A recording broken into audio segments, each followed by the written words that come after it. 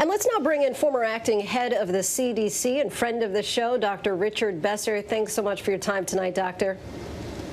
Good to be here, Lindsay. So as we've mentioned, the CDC is now out with those new guidelines today for what fully vaccinated Americans can and can't do. As the former acting director of the CDC, you know how many considerations go into guidelines like this. But do you feel that this took too long? I mean, more than 31 million Americans are already fully vaccinated and have had to figure out a lot of this on their own. Yeah, you know, I think it was slow. One of the slogans that you have in public health and in emergency response is be first, be right, be credible. And CDC missed the opportunity to be first. But I think the guidance that came out is credible and is based on the best available public health science. I hope as we learn more that the guidance comes out a little faster. And let's talk now about where there seems to be a bit of gray area, visits between fully vaccinated people and unvaccinated people. If you've been fully vaccinated, should you feel comfortable seeing an unvaccinated friend not in a high-risk category inside without a mask? Yeah, so that is something that may have surprised some people in the guidance, that they do allow for that. The feeling here is that these vaccines that we have are highly effective, highly protective, and the risk is to the individual who's in that setting who is unvaccinated. So if it's an individual who's at low risk of having serious illness, the CDC is saying you can be together. And so that opens the door for grandparents to meet with their children and their grandchildren and have that kind of contact. And I know for a lot of people, just that movement towards some semblance of normalcy will be a great emotional release. And I hope for some people who've been on the fence about getting vaccinated, it will encourage more people to do so.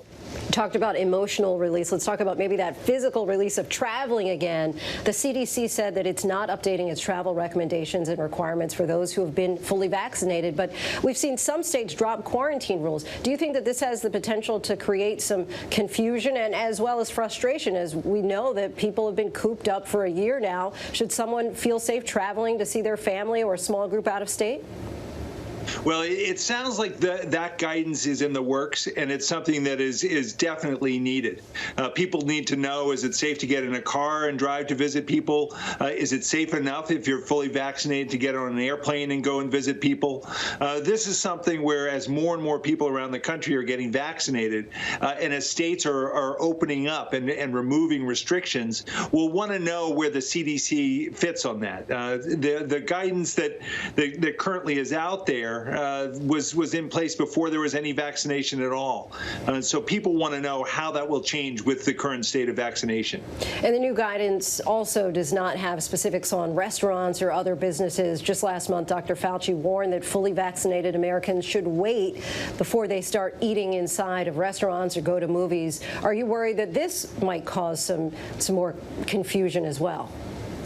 Well, there will always be confusion, but I think one of the concerns here is that with new variants spreading around the country, the science isn't in terms of what level of protection you're going to get from these vaccines. And so in a household setting where you can have some control over who is there and whether the people you are with are people who are at low risk or high risk, there the CDC was willing to go. But in a restaurant, especially in states that are now moving towards 100% occupancy, the potential exists that someone who's fully vaccinated, or the science isn't in to know whether someone who's fully vaccinated who's been exposed to a variant could spread that to someone else. You don't know whether you're around people who are at higher risk. So it's clear that they weren't willing to go there at this time. Dr. B, always appreciate your wisdom and insight. Thanks so much.